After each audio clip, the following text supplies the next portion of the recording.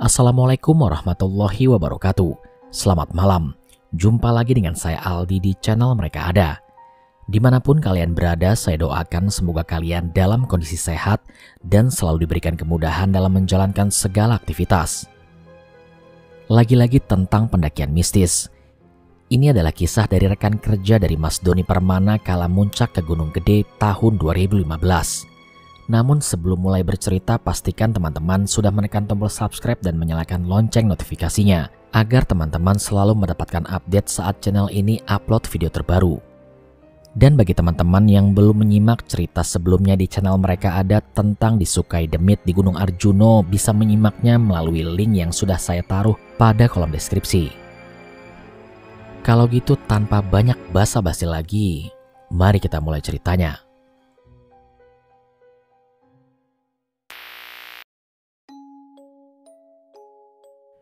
Kulit tubuh yang sudah sangat kurus sekali.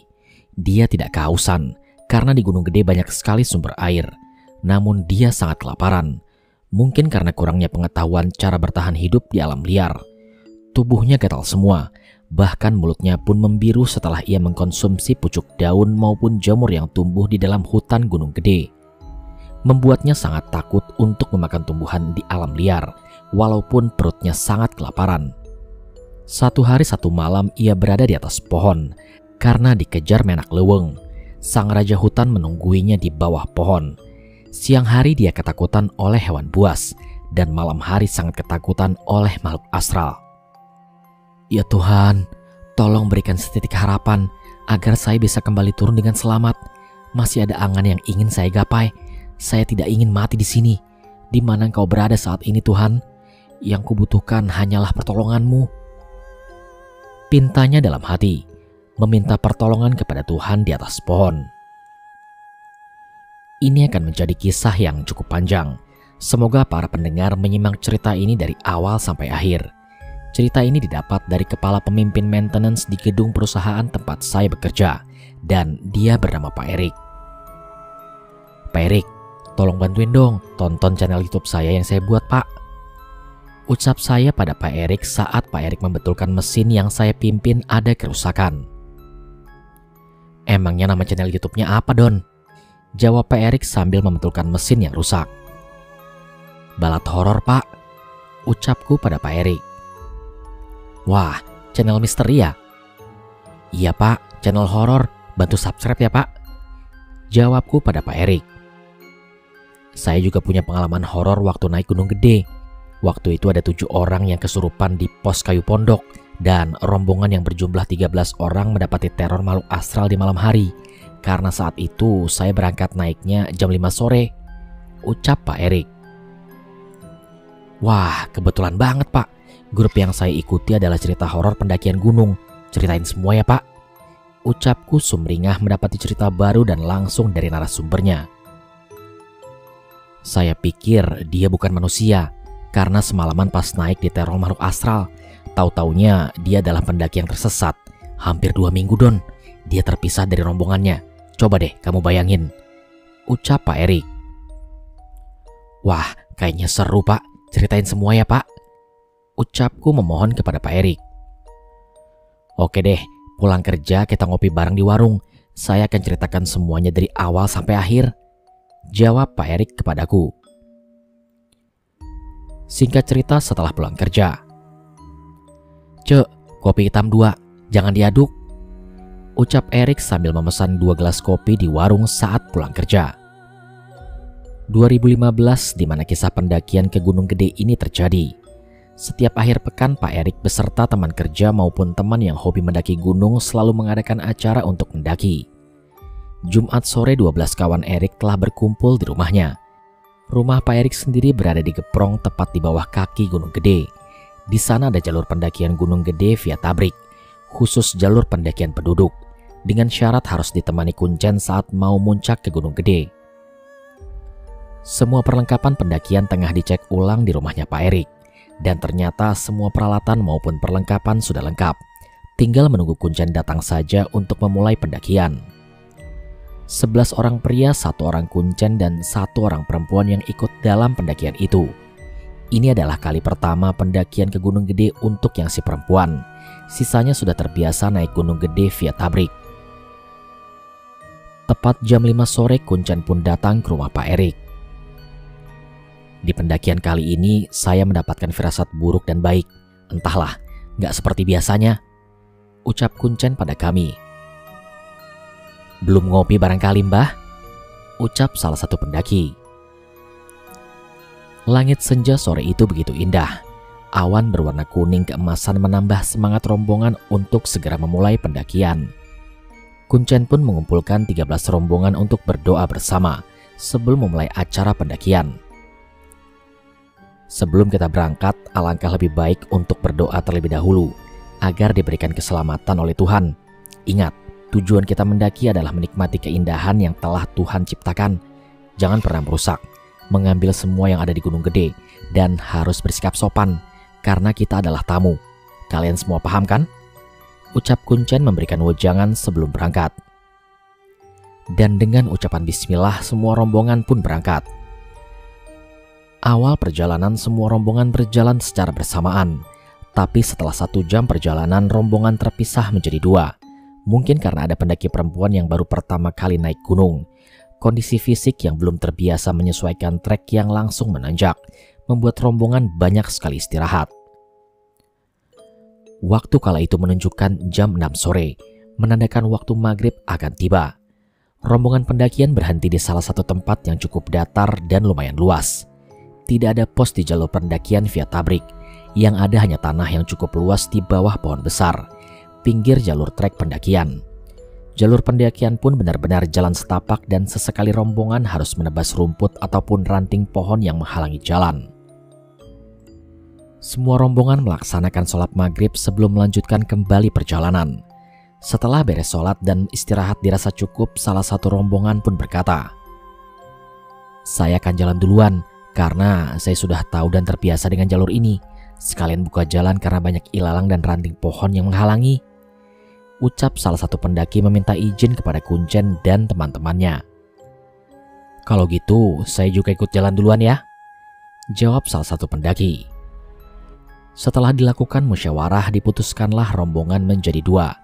7 orang berangkat duluan karena sudah tahu jalan dan 6 orang menyusul di belakang. Salah satu rombongan kedua adalah Kuncen, pendaki perempuan dan salah satunya termasuk Erik. Satu keanehan saat naik Gunung Gede. Sebelum waktu maghrib tiba, semua hewan tidak ada yang bersuara. Benar-benar hening sekali suasana hutan Gunung Gede. Tapi setelah waktu maghrib selesai, semua hewan bersuara. Benar-benar ramai sekali hutan Gunung Gede. Yang bikin merinding adalah suara musang yang mirip dengan suara tangisan kuntilanak, dengan ciri khas bau pandan yang disangka sosok kalang wewek sedang mengikuti kami. Salah satu tempat ekstrim di jalur pendakian via tabrik adalah Pasar Ipis. Kiri jurang dan kanan pun jurang. Salah sedikit saja melangkahkan kaki bisa celaka 12. Cuaca di gunung tidak dapat diprediksi. Tadi sore langit begitu cerah dengan warna awan kuning keemasan. Sama sekali tak ada tanda-tanda mau turun hujan. Tapi tepat jam 8 malam hujan turun dengan sangat lebatnya. Akan tetapi semua rombongan tidak kaget karena semuanya membawa jas hujan. Singkat cerita, rombongan kedua telah melewati Pasir Ipis dan sampailah di pos kayu pondok. Namun betapa kagetnya rombongan kedua yang baru datang karena melihat 7 orang rombongan pertama kerasukan. Ke-7 orang tersebut mengeram sambil mencakar tanah. "Astagfirullahalazim," ucap Kuncen langsung menghampiri salah satu rombongan yang kerasukan. "Air, saya minta air," ucap Kuncen lagi kepada rombongan kedua. Langsung saja salah satu rombongan memberikan air dalam aqua, dan Kuncen pun membacakan doa untuk mengeluarkan makhluk astral. "Eyang Haji Surya Kencana, ini rombongan yang saya antarkan untuk ke atas puncak. Jangan diganggu," Kuncen berucap sendiri sambil mengusap semua wajah rombongan pertama satu persatu. Dan tidak membutuhkan waktu lama, semua rombongan pun tersadar. "Alhamdulillah," ucap serentak rombongan kedua setelah semuanya yang kerasukan makhluk astral pun tersadar.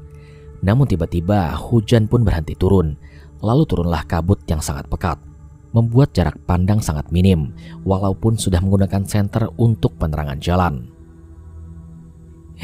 Kakiku, kenapa nggak bisa digerakin? Ucap salah satu rombongan pertama yang kerasukan dan sudah sadar. Dan ternyata keenam orang rombongan pertama pun juga semua kakinya tidak bisa digerakkan. Mereka hanya duduk tapi tidak bisa berdiri. Ini pertanda untuk tidak melanjutkan perjalanan muncak sekarang. Kalian semua kerasukan juga pertanda untuk berhenti, ucap Kuncen pada kami. Terus sekarang bagaimana? Kaki mereka nggak bisa digerakkan? Tanya Erik pada Kuncen. Asal kita sepakat berhenti di sini, insya Allah kaki mereka bisa digerakkan lagi, jawab Kuncen pada kami. Tidak memerlukan persetujuan dari semua rombongan untuk memaksakan sampai puncak malam ini juga. Semuanya sepakat untuk istirahat di pos kayu pondok. Dan benar saja, kaki semua rombongan pertama yang kerasukan bisa digerakkan lagi setelah mereka sepakat untuk tidak melanjutkan perjalanan muncak di malam hari. Malam itu tidak ada perapian yang dinyalakan karena tadi hujan turun cukup derasnya, membuat api sulit untuk menyala. 3 tenda pun berhasil didirikan dan semua rombongan masuk ke dalam tenda untuk beristirahat. Jam menunjukkan jam 1 dini hari. Saat turun hujan tidak lagi terdengar riuhnya suara hewan, tapi di saat hujan reda semua suara hewan kembali terdengar, sangat riuh sekali. Tidak ada kejadian mistis di malam hari, selain suara auman harimau dari kejauhan, dan pagi pun datang. Jam 8 pagi setelah sarapan dan tenda dikemas kembali, rombongan melanjutkan perjalanan. Waktu terus berjalan, seiring dengan langkah kaki yang ingin segera sampai di puncak. Alhasil mereka pun sampai di puncak dan mendirikan tenda di alun-alun Surya Kencana. Pemandangan puncak Gunung Gede yang sangat indah tidak bisa didapat dengan mudah. Perjuangan yang panjang dan menguras tenaga terbayar lunas saat sampai di puncak. Tenda pun didirikan di alun-alun Surya Kencana. Semua rombongan menikmati pemandangan keindahan yang hanya bisa didapat di ketinggian. Menikmati pemandangan lautan awan. Terbit dan terbenamnya sang surya adalah pemandangan yang sangat dinantikan oleh para pendaki. Singkat cerita, siang pun berganti malam, dan malam pun berganti dengan pagi. Tidak ada kejadian janggal yang terjadi. Semua rombongan sangat menikmati suasana di atas ketinggian. Hari Minggu kurang lebih jam 9 pagi setelah sarapan, packing kembali tenda dan peralatan, bahkan semua sampah pun dikemas. Dengan ucapan bismillah semua rombongan kembali turun. Jalur turun masih jalur yang sama, yaitu via Tabrik. Di perjalanan turun rombongan kembali terpecah menjadi beberapa grup. Kurang lebih 3 grup. Kuncen dan Erik salah satunya berada di grup paling belakang. Saat rombongan terakhir istirahat di pos kayu pondok, terdengar samar di kejauhan teriakan minta tolong yang terbawa oleh angin. Kalian dengar sesuatu nggak? Ucap Erik yang mendengarkan suara teriakan minta tolong sangat pelan yang terbawa oleh angin. 5 orang rombongan yang berada di posisi belakang, sedangkan sisa rombongan telah turun duluan. Suara burung kali, Rik, ucap salah satu rombongan. Bukan, ini suara orang, ucap Erik. Saat mereka mendengarkan suara teriakan minta tolong yang terdengar oleh Erik, tiba-tiba ada angin yang berhembus sangat kencang dan membawa pesan suara teriakan minta tolong sehingga semua rombongan pun mendengarnya. Tolong, saya di sini, saya tersesat. Suara teriakan laki-laki yang terbawa oleh angin, dan sumber suara tersebut berada di ujung jurang sebelah kiri jalur, cukup jauh jaraknya dari pos kayu pondok. Iya, itu teriakan minta tolong, di tebing sebelah sana sumbernya, ucap Kuncen pada kami. Tidak memerlukan persetujuan, semua tas disimpan di pos kayu pondok. Mereka langsung bergegas ke sumber teriakan minta tolong, hanya membawa air dan sisa makanan. Raut wajah sangat bahagia tersirat dari wajah Yandi, walaupun Erik, Kuncen, dan 3 orang lainnya belum sampai ke tempat Yandi berada. Wajah yang sangat pucat, kulit tangan dan kaki penuh luka akibat duri saat menerobos hutan gede, bibir yang membiru akibat salah makanan tanaman hutan. Alhamdulillah, terima kasih Tuhan, doaku kau kabulkan. Yandi berucap sendiri sangat lantang, melihat 5 orang yang berusaha mendekatinya. meskipun masih cukup jauh jaraknya. "Saya di sini, saya di sini, saya di sini," teriak Yandi terus-menerus sambil melambaikan tangan. Cukup menguras tenaga untuk sampai ke tempatnya Yandi, di tebing sebelah kiri jalur. Sesaat tak terdengar lagi suara teriakan Yandi untuk meminta tolong. Mungkin teriakan itu adalah tenaga terakhirnya, tapi tidak membuat Kuncen, Erik, dan ketiga temannya kehilangan jejak. Pusat suara yang telah dipastikan sebelah kiri jalur adalah sumber teriakan minta tolong. Betapa kagetnya Erik saat melihat kondisi Yandi. Ia terduduk di bawah pohon dengan kondisi tubuh yang sangat mengkhawatirkan. Wajah yang sangat pucat, kulit tubuh penuh dengan goresan luka, bibir yang membiru karena salah makan tanaman di dalam hutan. "Saya tersesat, saya terpisah dari rombongan," sepatah kata yang diucapkan oleh Yandi. "Sudah, gak usah banyak bicara dulu," jawab Kuncen pada Yandi. Sebotol air aqua sebelum diminumkan ke Yandi dibacakan doa terlebih dahulu oleh Kuncen. Kepala Kuncen seperti merinding, tiba-tiba bergetar saat membaca doanya. "Bismillah, ini minum airnya," ucap Kuncen memberikan air dan Yandi pun meminumnya. Yandi seperti orang yang sedang buka puasa. Satu air botol aqua habis dalam satu tegukan. "Ini mas, dimakan dulu," ucap Erik sambil memberikan nasi liwet sisa makanan tadi pagi. Dan Yandi pun memakan nasi yang diberikan oleh Erik dengan sangat lahap. Tidak ada pertanyaan yang dilontarkan kepada Yandi, karena Kuncen berkata, "Ini masih di atas." Keempat orang dan Yandi pun sangat mengerti ucapan Kuncen itu. "Bantu bangunkan Yandi, gendongkan ke pundakku," ucap Erik, dan Yandi pun digendongkan kepada Erik. Tapi tiba-tiba Erik pun berucap, "Waduh, berat," ucap Erik yang terduduk kembali karena tidak kuat mengangkat Yandi. Secara logika tubuh Yandi sangat kurus, berat badannya seharusnya sangat ringan. "Sebat dulu aja lah," ucap Kuncen sambil menyalakan rokoknya, dan setelah rokoknya habis Kuncen pun duduk bersedekap sambil membacakan doa. "Eyang goib, sing ridho ieu budak dibawa turun ku kaula, di dieu leuweung da lain tempatna. Ya Allah, pasihan kelancaran supados tiasa nyandak turun murang kalih anu nyasar ieu," ucap sang Kuncen yang kurang lebih artinya seperti ini. "Tolong ikhlaskan kami untuk bawa turun kembali anak ini ke bawah. Hutan ini bukan tempatnya. Ya Allah, berikan kelancaran untuk membawa kembali anak ini ke bawah." Kurang lebih itulah yang diucapkan Kuncen setelah membaca doa. "Coba digendong lagi," ucap Kuncen kembali. Berat badan 3 kali lipat saat pertama digendong, namun setelah Kuncen membacakan doa berat Yandi menjadi ringan. "Sekarang jadi ringan, Bah," ucap Erik. Akhirnya Yandi pun digendong Erik ke tempat pos kayu pondok untuk mengambil tas yang tadi ditinggalkan saat menjemputnya. Yandi digendong bergantian oleh 5 orang.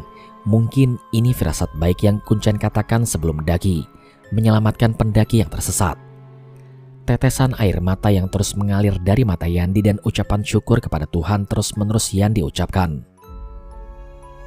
"Tidurnya ntar aja di rumah, pakai acara ngeces segala. Pundak saya jadi basah ini oleh air liurmu," ucap salah satu teman Erik saat menggendong Yandi. Sontak saja membuat Yandi dan yang lainnya tertawa terbahak-bahak. "Saya nggak tidur, Mang. Saya nangis bahagia. Terima kasih banyak ya, Mang," ucap Yandi sangat bahagia. "Hehe, iya, saya bercanda. Makanya jangan nangis mulu. Terima kasihnya sama Tuhan aja, Kang. Sesama manusia memang harusnya saling tolong-menolong," ucap adik Erik saat menggendongnya. Singkat cerita, semua telah sampai di bawah. Yandi dibawa ke rumah Erik, di mana semua rombongan yang turun duluan berkumpul dulu di sana sebelum pulang ke rumahnya masing-masing. Banyak sekali lontaran pertanyaan dari semua orang yang berkumpul di rumah Erik. "Jadi saya itu kebelet pipis dan menjauhi rombongan saya di sekitaran pos kandang badak untuk mencari tempat pipis. Kurang lebih 15 meteran jaraknya. Tapi di saat saya selesai dan mau balik lagi ke rombongan, pos kandang badak, jalur pendakian dan rombongan saya nggak ada. Saya berhari-hari harus berusaha mencari rombongan saya, tapi nggak ketemu juga. malah masuk dalam hutan yang sangat rimbun dan banyak sekali durinya. Penjelasan singkat dari Yandi. Memangnya naik jalur mana, Kang? Ucap salah satu orang di rumah Erik sambil mengobati luka yang ada di tangan dan di kaki Yandi. Kami naik via Cibodas, Kang, jawab Yandi. Tapi kenapa nggak ada tim SAR yang mencari kamu ya? Padahal saat kami camp di alun-alun, kami bertemu dengan banyak orang via Cibodas, tapi nggak ada informasi ada pendaki yang tersesat. Ucap salah satu rombongan Erik. Dan Yandi pun hanya menggelengkan kepala. Aneh juga ya. Tapi alhamdulillah kamu selamat. Kamu orang mana emangnya? Nama kamu siapa? Ucap Erik. Saya orang Cibeber, Cianjur, Kang. Nama saya Yandi. Terima kasih banyak atas bantuannya ya. Kalau tidak diselamatkan oleh kalian, mungkin nasib buruk pasti menimpa saya. Siang malam saya ketakutan. Ucap Yandi yang memperkenalkan diri. Emangnya kamu berapa hari tersesatnya? Ucap salah satu orang. Entahlah, Kang, saya lupa. Karena ada di mana hari itu terasa sangat panjang. Mungkin saya berhalusinasi. Waktu siang terasa sangat panjang sekali. Padahal dengan jelas jam tangan saya masih berputar. Jam 10 malam langit masih cerah. Padahal saya bangun jam 6 pagi saat tertidur di atas pohon. Jelas Yandi. Semua orang yang mendengarkan penjelasan Yandi saling ngelirik dan mendengarkan penjelasan Yandi secara seksama. Dan kadang malam terasa sangat panjang. Padahal jam 6 sore langit belum gelap. Saya lihat jam tangan saya dan saya pun tertidur di atas pohon. Tapi saat saya bangun langit masih gelap. Dan saya lihat jam tangan kembali, jam menunjukkan jam 6. Jelas Yandi lagi. Dan semua orang hanya menganggukkan kepala. Siang saya ketakutan karena dikejar hewan buas. Gak terhitung lagi jumlahnya saya terjatuh. Berguling-guling, jatuh bangun lagi, jatuh bangun lagi. Monyet, ular yang sangat besar, macan tutul, banyak lagi deh pokoknya. Jelas Yandi kembali. Tapi yang bikin saya heran di saat saya pasrah karena sudah gak kuat untuk berlari karena dikejar hewan buas. Saat terdengar auman suara harimau yang sangat bergema, semua hewan yang mengejar saya berlari sangat ketakutan. Dan saya pun malah makin takut karena saya mengiranya harimau itu mau menerkam saya. Ya saya langsung naik ke atas pohon.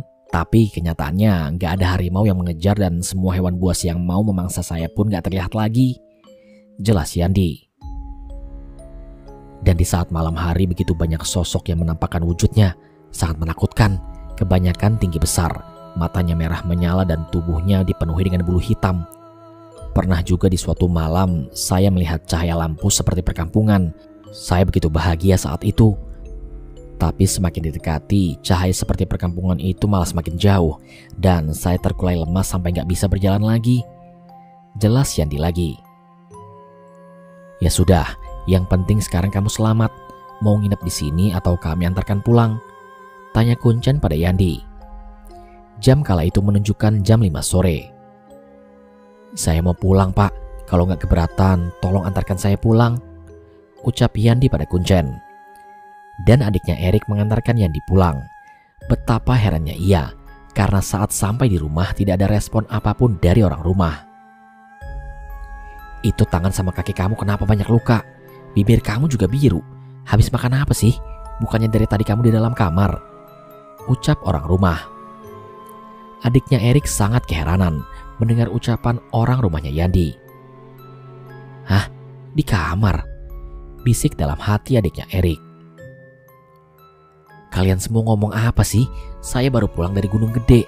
Saya tersesat dan ini yang mengantarkan saya pulang. Orang ini yang menyelamatkan saya. Ucap Yandi pada keluarganya. Kamu yang ngomong apa? Dari kemarin juga kamu sudah pulang sama teman-teman pendakianmu. Gak ada yang bilang kamu hilang. Ucap orang tua dari Yandi. Coba dicek dulu, ada Yandi gak di dalam kamar? Yandi kami temukan tadi pagi di dalam hutan, di salah satu tebing saat turun dari puncak Gunung Gede. Dia terus-menerus minta tolong dan rombongan saya yang menolongnya. Jelas adiknya Erik. Dan benar saja, di dalam kamarnya Yandi tidak ada siapa-siapa. Yang menjadi pertanyaan adalah, siapa yang ikut pulang dengan teman-teman pendakiannya Yandi? Dan siapa yang selama 11 hari ini ada di rumah Yandi? Mungkin karena sebab itulah tidak ada tim SAR maupun rombongan Yandi yang mencarinya.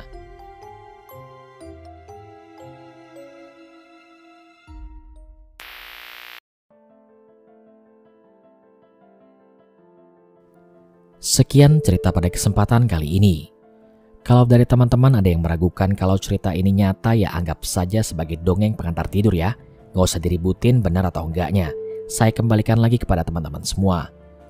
Terima kasih yang sebesar-besarnya saya ucapkan kepada Mas Doni Permana karena sudah mengizinkan saya untuk membacakan kisah ini di channel Mereka Ada. Tak lupa pula terima kasih yang sebesar-besarnya kepada teman-teman semua yang setia menyimak cerita di channel Mereka Ada.